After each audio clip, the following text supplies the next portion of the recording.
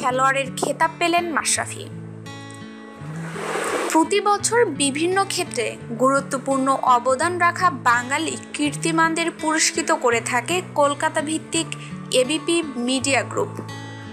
সংস্থাটির চলতি বছরের পুরস্কারের জন্য ঘোষিত ব্যক্তিদের তালিকায় স্থান পেয়েছেন বাংলাদেশ ওয়ানডে দলের অধিনায়ক ও কিংবদন্তি ক্রিকেটার মাশরাফি বিন মর্তুজা। সেরা বাঙালি খেলোয়াড় ক্যাটাগরিতে পুরস্কৃতদের তালিকায় স্থান পেয়েছেন তিনি।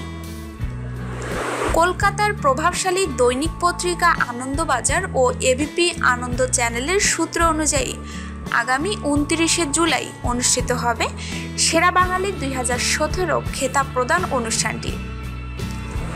মাশরাফিকে খেতাব প্রদান ও পুরস্কৃত করার ব্যাপারটি ইতোমধ্যে বিসিবির মাধ্যমে জানিয়েছে আয়োজকরা, যদিও এখনও এ প্রসঙ্গে মাশরাফির অনুভূতি জানা যায়নি।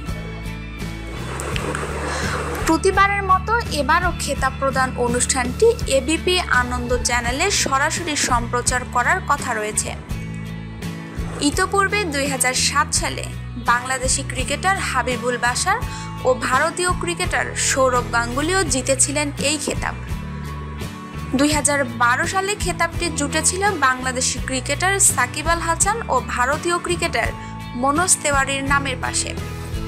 এছাড়াও পুরস্কারটি জিতেছিলেন স্বনামধন্য ব্যক্তিত্ব নোবেল বিজয়ী ডক্টর মোহাম্মদ ইউনুসও। 5 বছর পর আবারও কোনো বাংলাদেশি ক্রিকেটার কলকাতার মর্যাদাপূর্ণ খেতাবটি পেলেন। এবিপি মিডিয়া বিশ্বাস করে বাংলাদেশ ক্রিকেট দলকে বলিষ্ঠ নেতৃত্ব প্রদানের মাধ্যমে মাশরাফি বিন মর্তুজা বিশ্বমঞ্চে বাঙালিদের সুনাম বৃদ্ধি করেছেন। তার নেতৃত্বে বাংলাদেশ প্রথমবারের মতো টানা 6টি সিরিজে জয়লাভ করে। এছাড়া 2015 বিশ্বকাপের কোয়ার্টার ফাইনালে উত্তীর্ণ হয় এবং সর্বশেষ চলতি বছরে চ্যাম্পিয়ন্স ট্রফিতে সেমিফাইনালে পৌঁছায়।